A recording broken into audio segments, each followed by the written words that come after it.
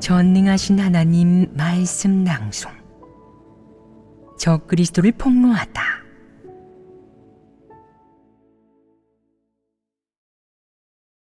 제9조.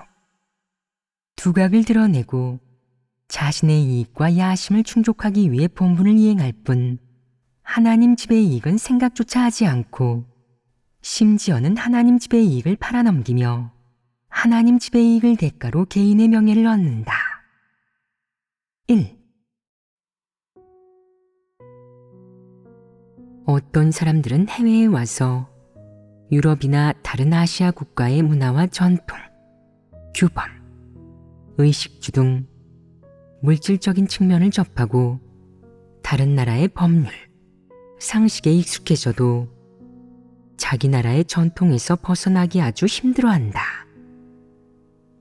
설사 고향 땅을 떠나 다른 나라의 의식주, 심지어는 법률과 제도를 받아들인다고 할지라도 내가 매일 무슨 생각을 하는지, 일이 닥쳤을 때 어떻게 대처하는지, 내 관점과 입장이 어떤 건지는 본인도 모른다. 난 서양에 있으니까 서양 사람 아닌가? 난 일본에 있으니까 일본 사람 아닌가? 이렇게 생각하는 사람들이 있는데 그런 것이냐? 일본인은 우리는 초밥을 가장 좋아하고 우동을 즐겨 먹습니다. 고상하지 않나요? 라고 말하고 한국인은 우리는 쌀밥과 김치를 즐겨 먹습니다. 우리 대한민족은 품격이 있지 않습니까?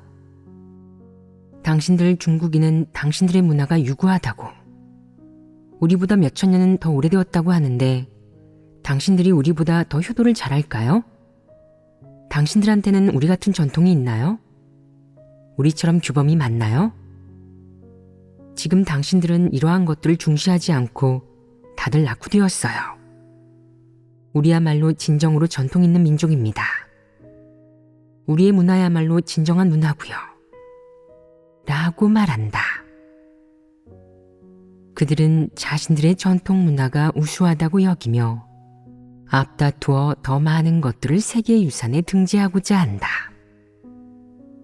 이런 식의 경쟁은 어떻게 된 것이겠느냐? 각 국가와 종족, 소수민족들은 모두 자신의 조상들이 남긴 것, 규범, 전통, 풍속, 풍조를 좋은 것, 긍정적인 것이라고 믿고 이 인류에게 전파시킬 만한 것이라고 믿는다. 이런 사상과 관점은 곧 이러한 것들이 진리이자 좋은 것, 긍정적인 것이며 이 인류가 계승해야 할 것이라는 의미 아니겠느냐. 그럼 이 계승해야 할 것들이 자유와 충돌을 일으키지 않았느냐. 방금 한 젊은이의 이야기를 예로 들었는데 그는 집안에서의 속박을 깨부수고 온몸에 피어싱 장신구를 주렁주렁 달고 여기저기 문신을 새기고 외국인 여자친구까지 사귀었다. 표면적으로, 육적으로 보면 그는 집안의 규율을 지키지 않고 전통도 벗어버린 것 같으며 형식과 행위에서 볼 때, 나아가 그의 주관적인 바람 측면에서 볼 때 이미 가족과 전통, 풍속 같은 것에서 벗어난 듯하다. 하지만 생일 선물 하나가 그를 드러냈으며 전통과는 거리가 멀다는 그의 생각을 부정하고 정죄하였다. 그렇다면 그는 과연 전통적이냐 아니면 전통과는 거리가 멀겠느냐? 전통적입니다. 전통은 과연 좋은 것이냐 아니면 나쁜 것이냐? 나쁜 것입니다. 그렇기에 내가 스스로를 전통적이라고 생각하든 그렇지 않다고 생각하든 내가 어떤 종족이든 소위 고상한 종족이든 평범한 종족이든 내 내면의 사상은 속박되어 있다고 하는 것이다. 내가 아무리 자유를 추구하고 숭상해도 전통적인 세력과 전통적인 가풍을 깨부수겠다는 다짐, 바람, 뜻이 아무리 위대해도 내 실제 행동이 아무리 고무적이고 강력해도 진리를 깨닫지 못하면 사람은 사탄이 주입한 학설과 계변 속에서 맴돌 뿐 벗어날 수가 없다. 어떤 사람은 전통 문화의 영향을 받고 어떤 사람은 사상 교육의 영향을 받으며 어떤 사람은 신분과 지위의 영향을 받고 또 어떤 사람은 무슨 주의의 영향을 받는다. 정치인을 예로 들어보자. 공산주의를 숭상하는 사람들은 무상계급에서 시작해 공산주의 선언과 이론을 받아들이고 전통과 봉건군주제, 낡은 관습을 깨부순 뒤 마르크스 레닌주의와 공산주의를 받아들였다. 그들은 이런 것들을 받아들인 후 자유로워졌느냐 아니면 여전히 제약받고 있느냐? 여전히 제약받고 있습니다. 그들은 낡은 것에서 새로운 것으로 돌아선 것이 곧 자유를 얻은 것이라고 생각한다. 이 생각은 잘못된 것 아니겠느냐? 이는 잘못된 생각이다. 사람이 낡은 것에서 어떤 새로운 것으로 돌아서든 그것이 진리가 아니라면 영원히 사탄의 올무에 갇혀 있을 수밖에 없다. 이는 진정한 자유가 아니다. 어떤 사람은 공산주의나 특정 사업을 위해 몸바치고 어떤 사람은 한마디 맹세를 위해 몸바치며 어떤 사람은 한마디 이론을 위해 몸바친다. 또 어떤 사람은 벗을 위해서라면 어떤 희생도 감수하라. 충신은 두 임금을 섬기지 않는다. 국가의 어려움이 닥치면 모든 국민이 책임을 져야 한다. 등의 말을 신봉한다. 이러한 것들이 전통문화 아니겠느냐. 이러한 것들은 언뜻 보기에 무척 긍정적이고 정당한 것 같고 인류 가운데서 무척 숭고하고 고상한 것 같지만 사실 이것들은 또 다른 각도에서 또 다른 방식으로 사람의 영혼을 결박하고 사람을 제약하며 사람이 진정한 자유를 얻지 못하게 한다. 하지만 인류는 진리를 깨닫기 전에는 갈피를 잡지 못한 채 인류 가운데서 그나마 긍정적이라고 여겨지는 것들을 받아들여 본인의 생존의 길로 삼을 수밖에 없다. 그리하여 소위 전통문화, 세상 사람들이 그럭저럭 좋다고 생각하는 것들을 사람들은 자연스럽게 받아들인다. 또 받아들인 후에는 자기 삶의 미천과 저력, 동력이 생겼다고 생각한다. 예를 들어 어떤 사람이 지식과 학력에 대해 이 사회와 인류가 내린 정의를 받아들였다고 해보자. 그 정의는 무엇이냐? 지식이 운명을 바꾼다는 것입니다. 세상에서 공부를 제외한 모든 것은 하찮다는 것입니다. 사람은 그러한 것들에 대해 마음속 깊이 인정하며 받아들이고 동조한다. 받아들이고 동조하는 동시에 이 사회에서 오래 고생할수록 그런 것들을 더 귀하게 여긴다.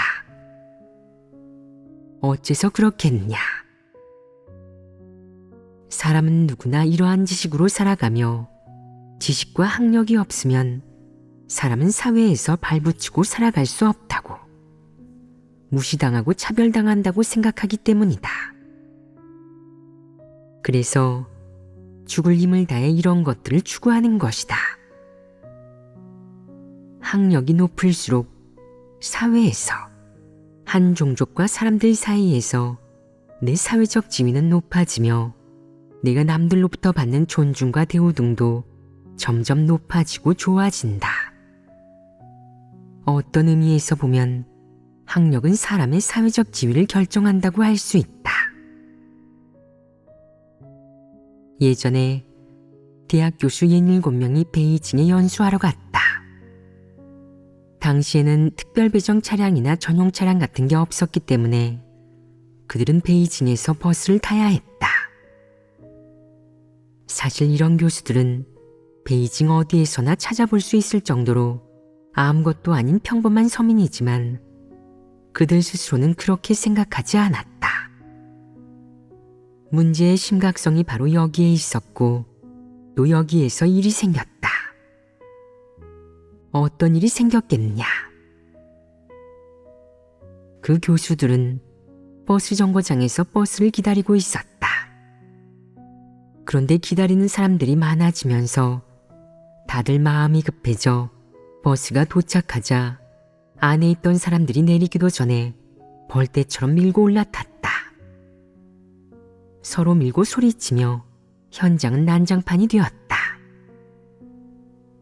그때 곰곰이 생각하던 교수들은 이렇게 말했다. 베이징 사람들은 매일 출퇴근 때 버스 타는 것조차 이렇게 힘들군요. 우리는 대학 교수이니 국민들의 실정을 이해해야 합니다. 수준 높은 지식인으로서 서민들과 똑같은 식견을 보여줄 수는 없지요. 레이펑 정신을 발휘해 저들 먼저 타라고 합시다. 밀고 올라타지 말고요. 암묵적인 합의에 이른 그들은 다음 버스를 타기로 결정했다. 하지만 다음 버스도 그만큼 사람이 많았고 다들 난리를 치며 승차했다. 그들은 당황해서 만원 버스가 떠나가는 것을 지켜보기만 할 뿐 밀고 올라타지 않았다. 그들 몇 명은 다시 상의하며 말했다. 조급해하지 맙시다. 그래도 우리는 수준 높은 지식인 아닙니까? 서민들과 다투며 버스에 오를 수는 없죠. 마음을 느긋하게 먹자고요. 다음 버스는 사람이 그렇게 많지 않을 겁니다. 세 번째 버스가 오자 그들 몇 명은 조금 조급해졌다. 일부는 주먹을 쥐며 이 버스도 사람이 많으면 안 탈 겁니까? 이번에 안 타면 5번째, 6번째 버스에도 못 탈 겁니다. 그냥 밀고 올라갑시다. 라고 말했다. 하지만 또 어떤 교수들은 수준 있는 지식인들이 어떻게 밀고 올라탈 수가 있습니까? 그건 이미지를 깎아먹는 일이죠. 우리 수준 높은 지식인들이 버스에 밀고 올라탔다는 사실이 알려지면 얼마나 체면이 떨어지겠습니까? 라고 말하며 의견 일치가 되지 않았다. 그들이 상의하는 동안 버스를 기다리는 사람들은 또 많아졌다. 그러자 그들은 잔뜩 긴장한 채 더 이상 상의하지 않았다. 다음 버스가 와서 차문이 열리자 지난번 버스 때 교훈을 얻은 그들은 하차하는 사람들이 내리기도 전에 힘껏 밀고 올라갔다. 몇 명은 밀고 올라탔고 몇몇 우아한 지식인, 즉 유학자들은 패기와 열정이 없어서 밀치고 올라타지 않았다. 이 이야기는 여기까지 하겠다. 말해보아라. 이것은 실화 아니겠냐? 만원 버스에 밀고 올라타는 일은 너무도 흔하다. 그런데 이 지식인들은 정말 위장을 잘하지 않느냐? 이 이야기의 문제는 무엇이겠냐? 먼저 이 지식인들이 고등교육을 받고 남을 가르치는 교수로 활동하며 수준 높은 지식인이라는 사실에 대해 이야기해보자. 그들이 받은 교육과 갖춘 지식은 일반인의 수준보다 높았다. 그들의 지식은 그들이 교사나 교관이 되어 지식을 가르치고 전수해주기에 모자람이 없었다. 그래서 수준 높은 지식인이라고 하는 것이다. 그럼 이 수준 높은 지식인들의 사상과 관점에는 문제가 없겠느냐? 분명히 문제가 있다. 그럼 그들의 문제는 어디에 있겠느냐? 이 일에 관해 분석해 보도록 하자. 그들은 많은 지식과 높은 수준의 교육을 받아들였다. 그들의 사상은 경직되어 있겠느냐, 자유롭겠느냐? 경직되어 있을 것입니다. 경직되어 있는 것을 어떻게 알 수 있느냐? 그들의 문제는 어디에 있느냐? 먼저 그들은 수준 높은 지식인이라고 자처했다. 이 말에는 문제가 없느냐? 이 말에는 문제가 있다. 그 후 그들은 우리는 수준 높은 지식인들이니 다른 사람들을 밀면서 버스에 올라타선 안 됩니다. 라고 말했다. 이 말에는 문제가 없느냐? 이것이 두 번째 문제이다. 세 번째 문제는 그들이 우리 수준 높은 지식인들은 다음 버스를 기다려도 됩니다. 라고 말했다는 것이다. 이 말에는 문제가 없느냐? 모두 문제가 있다.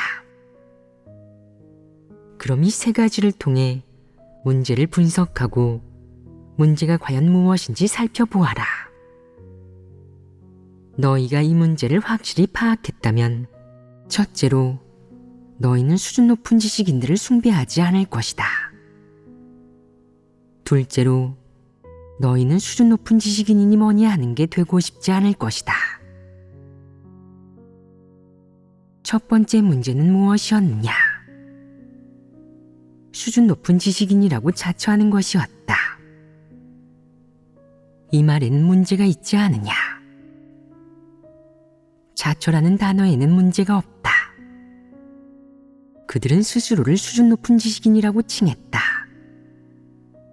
그럼 스스로를 수준 높은 지식인이라고 한 말에는 문제가 없느냐?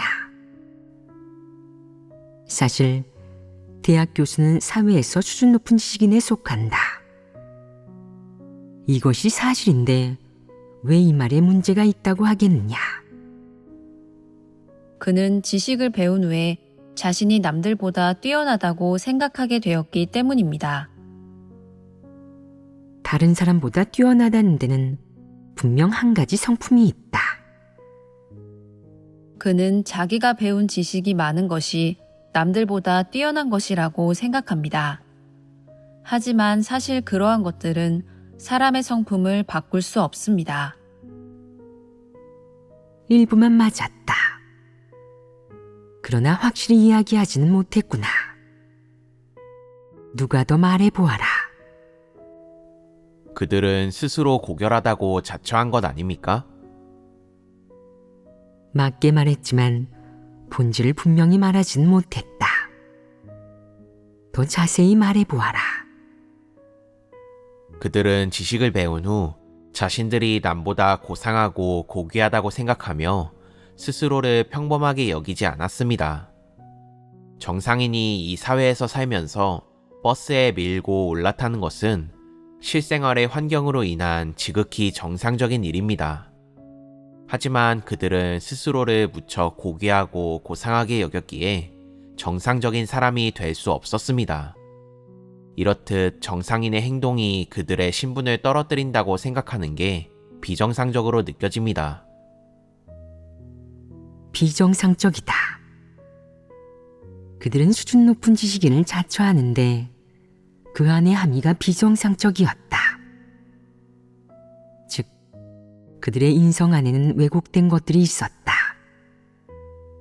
그들은 자신들이 남들보다 고상하고 고귀하다고 생각했다. 그들의 근거는 무엇이겠느냐? 그들이 수많은 지식을 받아들였기 때문에 그들의 머릿속에는 지식이 가득하고 누구를 만나도 끝없이 이야기를 늘어놓을 수 있고 뭔가 가르쳐줄 수 있다는 것이다. 그들은 지식을 무엇으로 보았느냐? 사람으로 처신하고 일을 처리하는 도덕의 준칙으로 보았다. 그들은 지식이 있으면 인격과 인품, 신분이 고상해진다고, 귀하고 가치가 생긴다고 생각하는데 그 의미인즉슨 수준 높은 지식인은 곧 성인이라는 것이다. 이런 것 아니겠느냐? 그들이 생각하는 수준 높다의 의미는 바로 이것이다. 그래서 버스에 밀고 올라타지 못하는 것이다. 왜 밀고 올라타지 않겠느냐? 무엇에 지배되었겠느냐? 무엇에 제약받고 속박받았겠느냐? 그들은 버스에 밀고 올라타는 것이 그들의 신분이나 이미지를 떨어뜨리는 일이라고 생각했다. 자신의 신분과 이미지는 다 지식이 준 거라고 생각하기에 스스로 수준 높은 지식인이라 자처하는 것이다. 이렇게 분석하니 그가 한 말이 역겹지 않으냐? 매우 역겹다. 그는 또 여기저기에서 우리는 수준 높은 지식인입니다 라고 말하고 다니는데 사실 다른 사람들의 눈에 그들은 그저 지식인이고 궁상맞은 꼴을 하고 있으며 모두에게 무시당하는 것으로 보인다. 그런데도 그들은 스스로 몹시 고상하다고 여기니 문제가 있지 않겠느냐. 그들은 자신이 무척 고상하고 자기 신분이 매우 고귀하다고 생각하며 심지어는 스스로를 성인으로 여긴다. 이러한 관점은 그들에게 일종의 속박 아니겠느냐. 지식에 대한 그들의 정의는 무엇이냐? 지식이 있으면 인격이 높아지며 사람이 존귀해지고 고상해지니 존중받아야 한다는 것이다. 그러므로 일반인들의 정상적인 행위가 그들에게는 경멸받고 정죄되는 것이다. 예를 들어 지식인은 재채기를 한 후 주변을 둘러보며 급히 사과한다. 평범한 사람들은 재채기를 해도 전혀 개의치 않는다. 사실 살면서 트림이나 재채기를 하는 것은 무척 정상적인 일이다. 하지만 그 지식인들 눈에는 그것이 저속하고 비천한 행위로 보인다. 그들은 그런 행위를 경멸하고 멸시하며 이렇게 말한다. 저 예의 없는 무지렁이들 좀 보십시오. 재채기하는 모습도 보기 흉하군요. 앉으나 서나 자세가 바르지 않아요. 버스가 오면 밀고 올라탈 줄만 알고요. 양보라고는 전혀 모르죠. 지식에 대한 그들의 정의는 지식은 신분의 상징이다. 지식은 사람의 운명을 바꿀 수 있고 사람의 신분과 몸값도 바꿀 수 있다는 것이다. 두 번째 문제는 무엇이었느냐? 수준 높은 지식인은 사람들을 밀면서 버스에 올라타지 않는다는 것이었습니다. 사람들을 밀면서 버스에 올라타지 않는 것이었다. 사람들을 밀면서 버스에 올라타는 것은 그들이 삶 속에서 마주하는 한 가지 사소한 일에 불과하다. 이 일은 무엇을 의미하느냐? 그들은 어느 정도 지식을 갖춘 사람이라면 반드시 언행이 우아해야 하고 신분에 걸맞아야 한다고 생각한다. 예를 들어 걸음걸이는 가벼워야 하고 사람들과 접촉할 때는 다정하고 친절해서 존중할 만하다는 느낌을 줘야 하며 언행은 반드시 우아해야지 평범한 사람들과 같아서는 안 된다는 것이다. 반드시 평범한 사람들과 다른 모습을 보여주어야 신분의 존귀함과 비범함을 보여줄 수 있다고 생각한다. 버스에 밀고 올라타는 일 등에서 그들은 마음속 깊이 이렇게 생각한다. 그런 건 사회 하층민, 고등교육을 받지 못한 사람, 심오한 지식이나 고급 지식인과 같은 신분을 갖추지 못한 사람들이나 하는 짓이야. 그럼 이 수준 높은 지식인들은 어떤 일을 하겠느냐? 강단에서 도를 전수하고 지식을 가르치며 의문을 풀어준다. 이것이 그들의 직책이고 신분, 이미지이며 직업의 상징이다.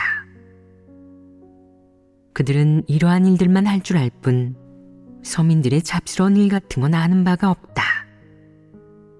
그들은 이 저급 취향의 부류에서 벗어났다. 서민들의 잡스러운 일, 버스에 밀고 올라타는 것 같은 행위를 그들은 뭐라고 정의했느냐? 조속한 짓이라고 정의했습니다. 그렇다. 저속하고 비천하다.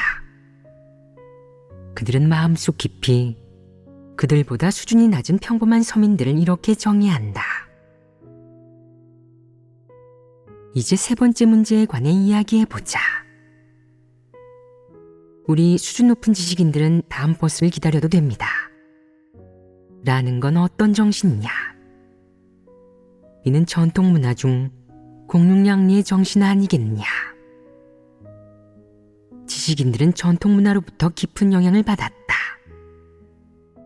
또한 그들은 전통 문화를 받아들이는데 그치지 않고 그 수많은 사상과 관점을 마음속에 수용해 긍정적인 사물로 대하며 심지어는 몇몇 유명한 말을 좌우명으로 삼는다. 이렇게 인생의 잘못된 길에 들어서는 것이다. 전통 문화는 육아학설을 대표로 한다. 육아학설은 일련의 사상과 이론으로 주로 전통 도덕 문화를 널리 퍼뜨리며 역대 통치계급으로부터 숭배받았다. 공자와 맹자 등은 그들에게 성인으로 추앙받았다. 육아학설은 처신할 때 인의의 지신을 지켜야 한다고, 어떤 일이 닥치든 먼저 마음을 가라앉혀 참고 인내하며 할 말이 있으면 찬찬히 해야 한다고, 싸우거나 다투지 말고 양보하는 법을 배워 모두에게 존중받아야 품격 있게 처신하는 거라고 주장한다. 이 지식인들은 스스로를 남들 위에 놓으며 다른 사람들을 자신이 인내하고 양보하고 포용해야 할 대상으로 본다. 지식의 역할이 무척 크지 않으냐? 이 부류는 거짓군자와 매우 비슷하지 않으냐? 사람이 배운 지식이 많아지면 거짓군자가 된다. 이 기품 있는 선비들을 한마디로 형용하면 우아한 품격이라고 할 수 있다. 이 기품 있는 선비들이 함께 어울릴 때의 원칙은 무엇이겠느냐? 처세술은 무엇이겠느냐? 예를 들어 평범한 서민들은 이시성을 가진 남성을 부를 때 이형 혹은 이씨라고 부른다. 지식인들이 이렇게 부르더냐? 그들은 어떻게 부르느냐? 이 선생님이라고 부릅니다. 여성을 만나면 모 여사님이라고 부르며 신사처럼 매우 공손하고 품격 있는 태도를 보인다. 그들은 신사들의 우아한 품격을 열심히 배우고 따라한다. 함께 말하고 어떤 일을 상의할 때 그들은 어떤 말투와 방식을 취하겠느냐? 표정은 더없이 온화하고 말은 우아하고 함축적이며 모두 자기 관점만을 이야기할 뿐 다른 이의 관점이 잘못되었음을 알아도 말하지 않는다. 아무도 상대를 상처 주지 않는데 솜과 솜이 부딪히는 것처럼 말투가 더없이 온화하며 뜨뜻미지근해서 듣는 사람이 다 역겹고 초조하고 화가 날 정도다. 사실 그들은 아무도 명확한 관점을 말하지 않고 아무도 상대에게 승복하지 않는다. 이런 사람은 위장에 매우 능해서 이렇게 작은 일까지 위장하고 포장하며 아무도 명확히 말하지 않는다. 서민들 앞에서 그들은 어떤 모습을 보이고 어떤 이미지를 꾸며내겠느냐? 서민들 눈에 그들은 겸손하고 예의 바른 군자로 보이려 한다. 군자란 남들보다 한 단계 위에 있는 사람, 사람들이 존경하고 숭배하는 대상이다. 사람들은 그들이 일반인보다 높은 식견을 갖고 있고 일반인보다 사리 분별이 잘 된다고 생각하기에 다들 일이 생기면 그들을 찾아가 물어본다. 그들이 원하는 것이 바로 이런 결과로 사람들에게 성인으로 추앙받는 것이다. 방금 해부한 3가지 문제로 볼 때 그 교수들이 수준 높은 지식인이라는 호칭을 얻은 후 사상이 더 자유로워졌겠느냐, 아니면 더 속박되었겠느냐. 속박되었을 것이다. 무엇에 속박되었겠느냐? 지식에 속박되었습니다. 지식은 그들 업계의 것으로 사실 그들을 진정으로 속박한 것은 지식이 아니다. 그들을 속박한 것은 무엇이겠느냐? 지식에 대한 그들의 태도, 그리고 지식이 그들의 사상에 초래한 영향과 주입한 관점들이다. 이것이 문제이다.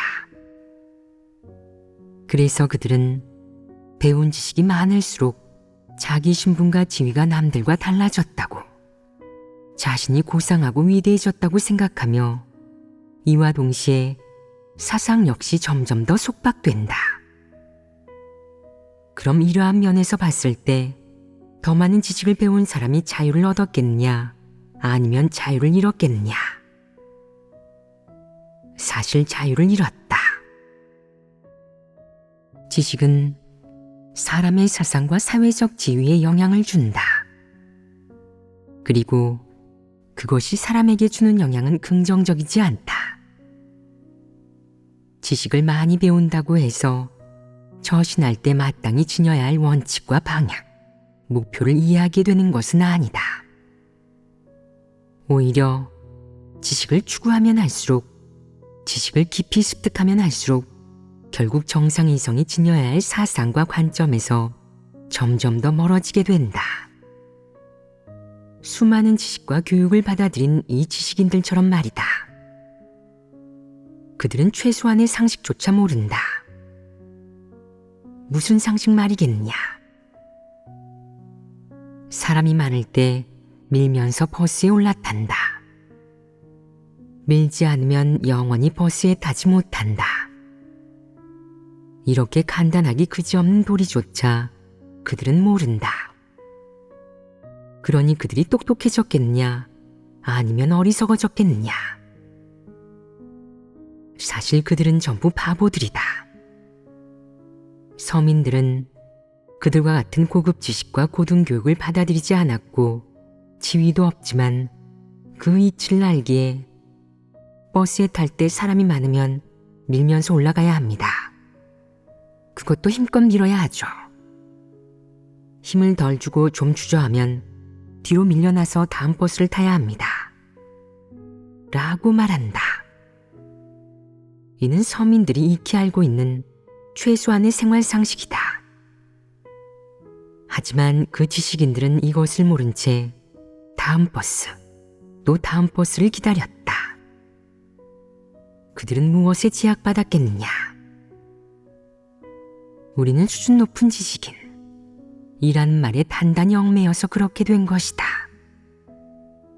이렇게 간단한 실생활의 문제조차 어떻게 직면하고 처리해야 할지 모르니 그야말로 한 무리의 바보들이다. 지식은 사람에게 무엇을 가져다 주었느냐? 세속적인 것을 초탈하게 했고, 사람이 어떻게 살아야 할지, 실생활 속에서 어떤 일을 마주할 때 어떻게 처리해야 할지 알지 못하게 했다. 서민들이 실생활 속에서 수시로 마주하는 문제를 그들은 대단한 이론으로 처리하지만 그렇게 처리한 후에 어떤 결과가 초래될지 알지 못한다. 어쩌면 지금까지도 모를 것이며 또 어쩌면 노인이 되어서야 비로소 깨달을지도 모른다. 그때가 되면 후광이 없어질 것이고 수준 높은 지식인이라는 명예도 한평생 그럭저럭 누렸을 것이다. 그러다가 어느 날 버스에 타다가 곤란했던 장면을 떠올리며 자기가 그렇게 고상하지도 대단하지도 않았다는 것을 문득 깨달을 것이다.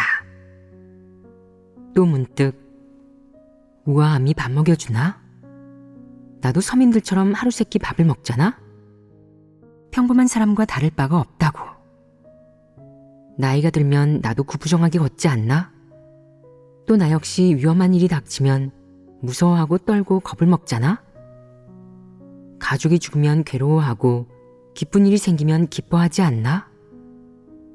이런 게 서민들처럼 살아가는 것 아니겠어? 남다르지 않다고. 라고 깨닫겠지만 그때는 이미 늦었다.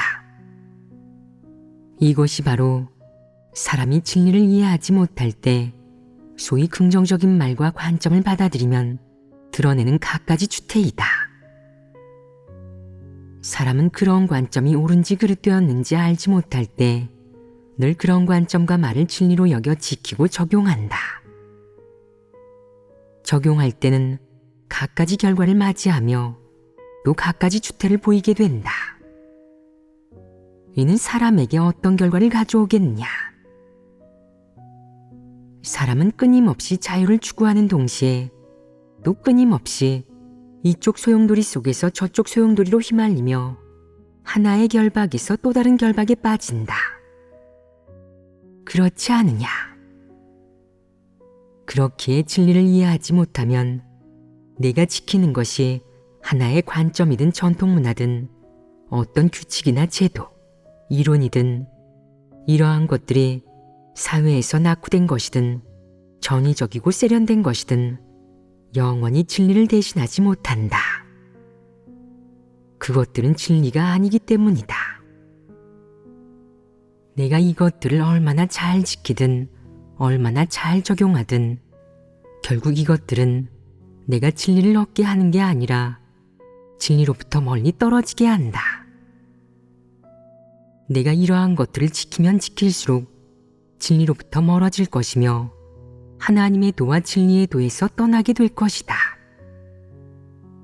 반대로 내가 적극적이고 주동적으로 이 소위 긍정적인 것, 이론, 거짓 진리를 내려놓으면 진리에 진입하는 속도가 상대적으로 빨라질 것이다. 그러면 일상생활 속에서 이 이른바 전통문화나 거짓 진리로 진리나 하나님 말씀을 대신하여 실행 원칙으로 삼지 않게 되며 추태도 점점 줄어들고 해결될 것이다. 어떤 사람들은 한 가정이나 국가의 전통문화에서 벗어나 외래, 이민족에게서 비롯된 전통문화를 받아들인 것을 진리를 얻은 것이라고 생각한다. 또 어떤 사람들은 낡은 전통문화와 사상, 관점을 벗어버리고 비교적 선진적이고 현대적인 사상을 받아들인 것을 진리를 얻은 것이라고 생각한다. 지금 보면 그 생각이 맞느냐 틀렸느냐? 모두 틀렸다. 사람은 낡은 것을 벗어버리기만 하면 자유를 얻은 것이라고 생각한다. 자유를 얻었다는 말의 함의는 무엇이냐? 진리를 얻고 사람으로서 갖춰야 할 진정한 삶의 방법을 얻은 것. 사람은 이런 것이 참도를 얻은 것이라고 생각한다. 실제로 그렇겠느냐? 이것이 맞겠느냐? 그렇지 않다. 인류가 아무리 현대적이고 선진적인 문화를 받아들여도 그것들은 결국 다 전통문화로 그 본질은 바뀌지 않는다. 전통문화는 어디까지나 전통문화다. 전통문화가 세월의 흐름과 현실의 시험을 견뎌냈다고 할지라도 혹은 사람들 사이에서 떠받들어진다고 할지라도 그것은 결국 전통문화일 뿐이다. 이러한 전통문화는 왜 진리가 아니겠느냐? 근본을 따져보면 그것들은 인류가 사탄에게 패배된 후에 생겨난 사상이기 때문이다. 그것은 하나님에게서 온 것이 아니며 그 안에는 사람의 상상과 관념이 섞여 있다.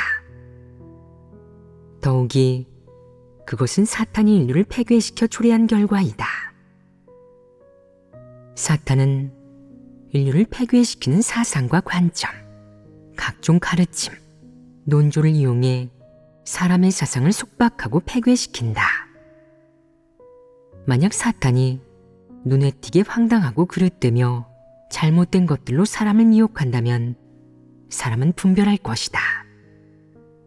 옳고 그름을 분별할 수 있다.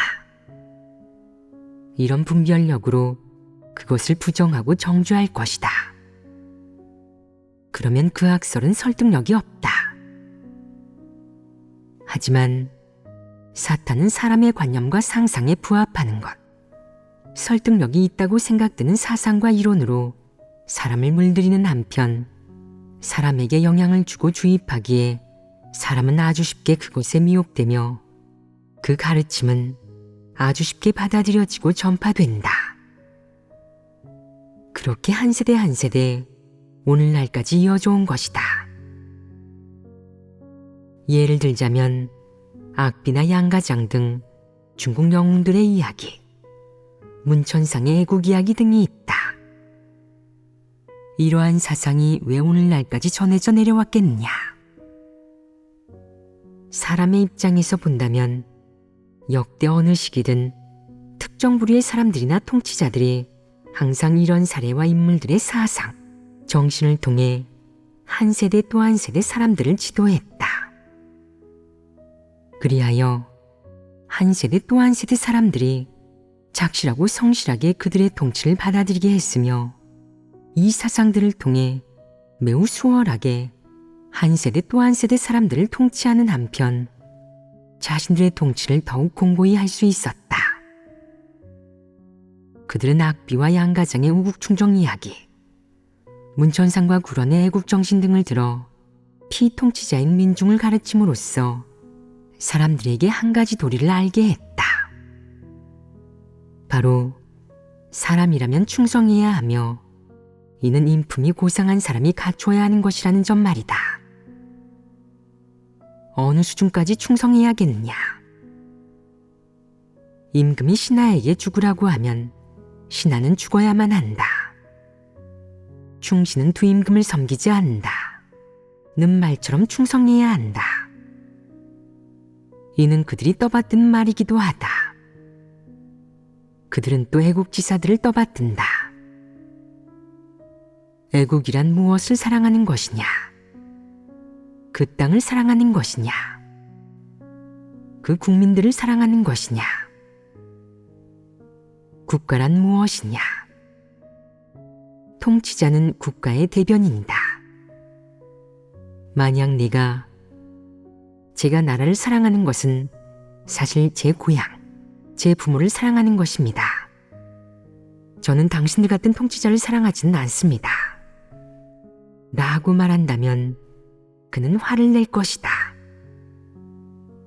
하지만 내가 애국이란 마음속 깊이 통치자를 사랑하는 것입니다. 라고 말한다면 그는 받아들이고 내 그런 사랑에 동의할 것이다. 만약 네가 사랑하는 것이 그가 아니라고 명확하고 분명하게 말한다면 그는 동의하지 못할 것이다. 역대의 통치자들은 무엇을 대표하느냐? 그들은 사탄을 대표하며 사탄과 한패거리로 마귀에 속하는 존재이다.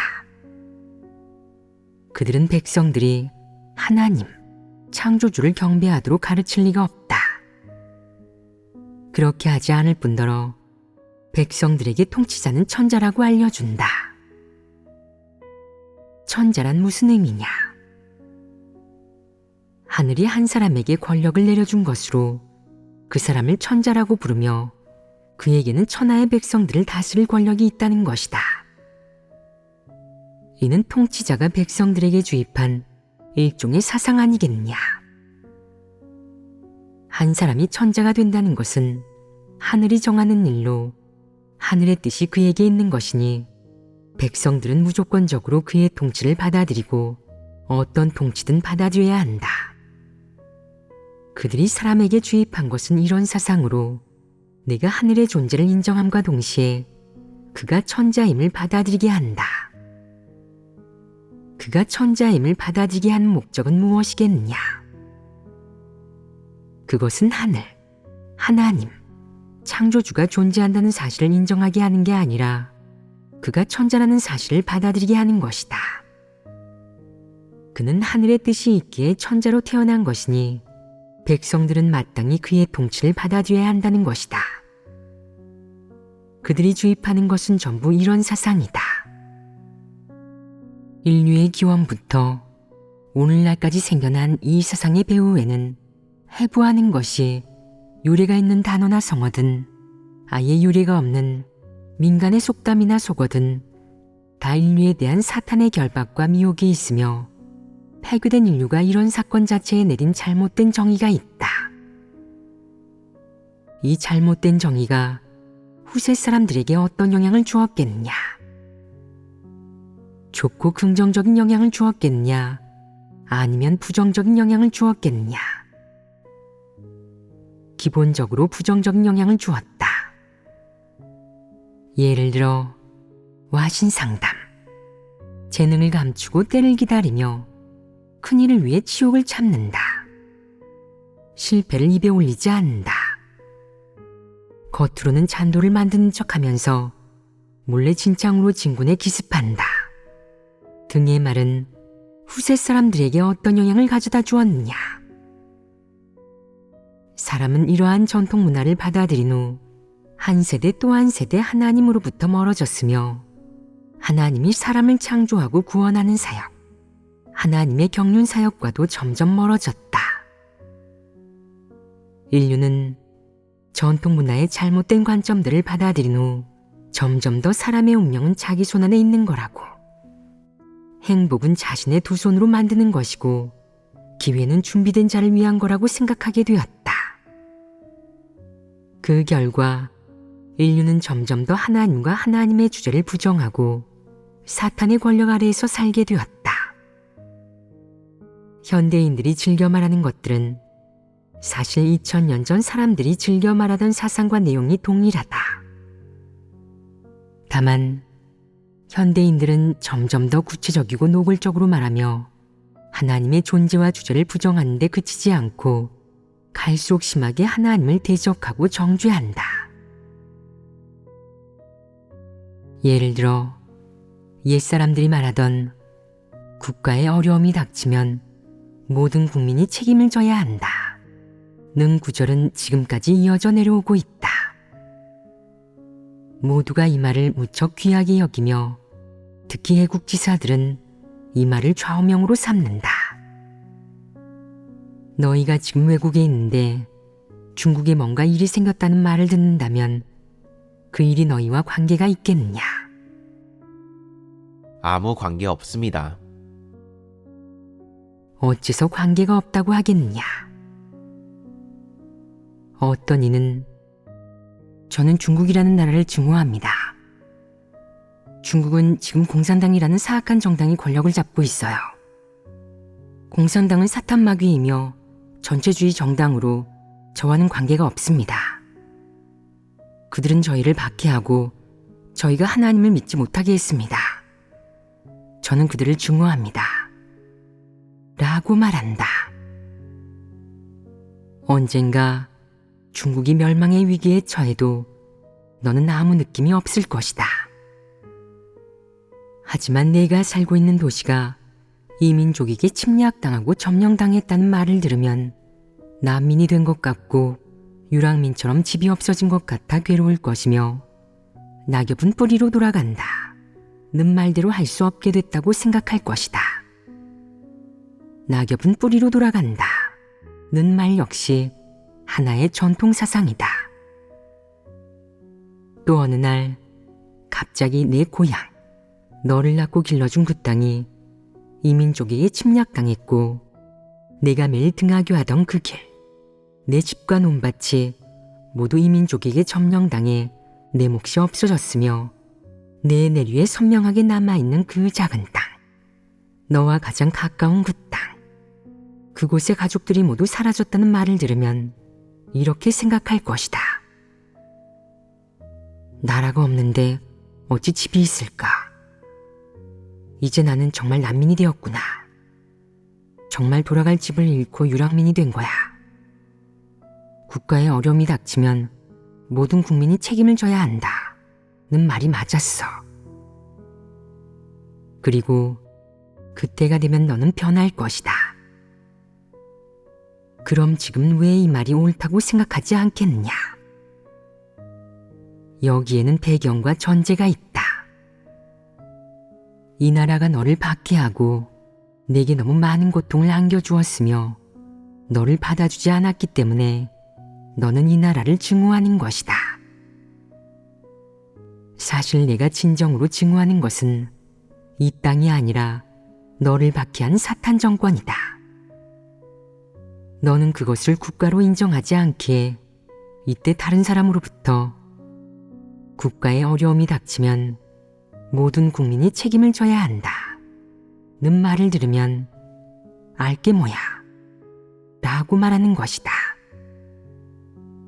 하지만 언젠가 너를 낳고 길러준 그 땅이 더 이상 내게 속하지 않게 되면, 고향을 잃게 되면 너는 자신이 유랑민, 무국적자가 되었다고 생각할 것이다. 너는 진정으로 국가를 잃은 것이며 그때는 가슴이 아플 것이다. 왜 가슴이 아프겠느냐? 지금은 깊이 와닿지 않겠지만 그때가 되면 깊이 느끼는 바가 있을 것이다. 어떤 상황에서 깊이 느낀 바가 있겠느냐? 나라가 망해서 내가 망국의 노예가 되는 것은 두렵지 않을 것이다. 그럼 무엇이 두렵겠느냐? 망국의 노예가 되어 남들에게 괴롭힘과 욕설, 차별과 유린을 당하고 마음 편히 살 곳이 없어지면 그때 나라가 있다는 건 너무도 소중한 일이구나. 나라가 없으면 진정한 집도 없는 거야. 사람이 집을 가지려면 기본적으로 나라가 있어야 해. 그래서 옛말에 국가에 어려움이 닥치면 모든 국민이 책임을 져야 한다고 한 거였구나 라고 생각할 것이다. 모든 국민이 책임을 져야 한다 는 말에서 책임은 무엇을 위한 것이냐? 자기 집의 안녕을 위한 것, 자기 집을 지키기 위한 것이다.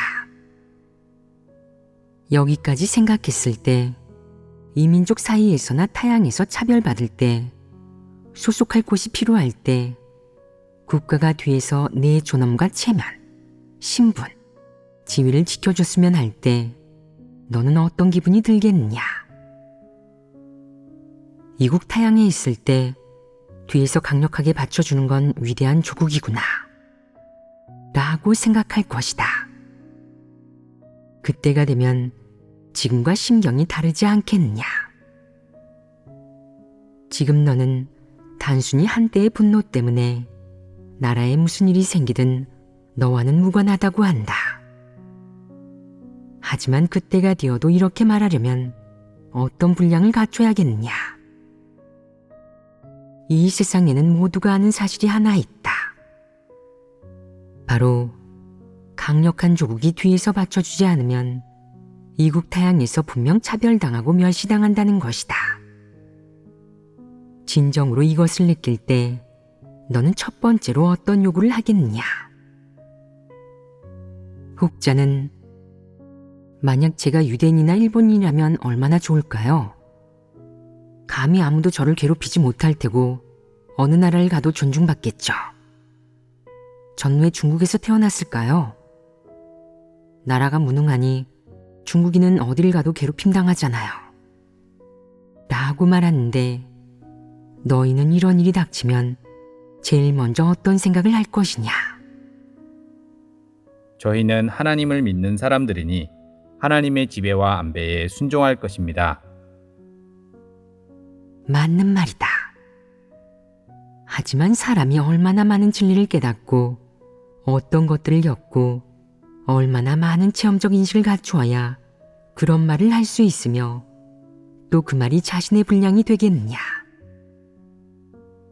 이런 일이 닥쳤을 때 어떤 사상과 인식, 실제 체험을 갖춰야 연약해지지 않겠느냐? 사람들이 내게 침을 뱉고 망국의 노예라고 욕을 해도 괴롭지 않으려면 어떤 분량을 갖추어야겠느냐? 어떤 분량을 갖추어야 괴롭지 않고 그런 것들에 속박되지 않겠느냐? 지금 너희는 이런 분량을 갖추었느냐? 그렇지 않습니다. 지금은 그렇지 않다면 언젠가는 갖출 수 있겠느냐? 그러려면 어떤 진리들을 갖추어야겠느냐? 어떤 진리들을 깨달아야겠느냐? 지금 일부 사람들은 중국에 있는 가족이 하나님을 믿는다는 이유로 붙잡혔다는 말을 들으면 마음속으로 이해한 모든 것은 하나님 손안에 있다 는 말이 도리가 돼버릴 것이다. 그들은 가족이 잡힌 일에 속박되어 본분을 이행할 의욕을 잃는다. 만약 가족이 죽었다는 말을 들으면 그 자리에서 정신을 잃고 쓰러질지도 모른다. 고향 땅이 파괴되고 그곳 사람들이 전부 죽었다는 말을 들으면 어떤 심정이겠느냐? 국가, 집, 고향, 조국 등 전통적인 것들, 그리고 이 단어들과 관련된 전통 사상과 문화는 너희 마음속 깊은 곳에서 얼마나 큰 자리를 차지하고 있느냐? 내 생명 속에서 내 모든 행동과 사상, 행위를 주도하고 있지는 않느냐? 만약 내 마음이 여전히 국가, 종족, 민족, 가족, 고향, 땅 등 너와 관련된 이 모든 전통적인 것들에 점유되어 있다면 또 이것들이 내 마음 속에서 일정 부분 전통 문화의 색채를 띠고 있다면 내가 들은 설교와 내가 이해한 진리는 전부 도리에 그치게 될 것이다. 수많은 설교를 들었지만 가장 기본적으로 내려놓아야 할 것들, 분리되어야 할 것들조차 내려놓지 못하고 올바로 대하지 못한다면 내가 이해하는 진리들이 도대체 어떤 문제를 해결할 수 있겠느냐?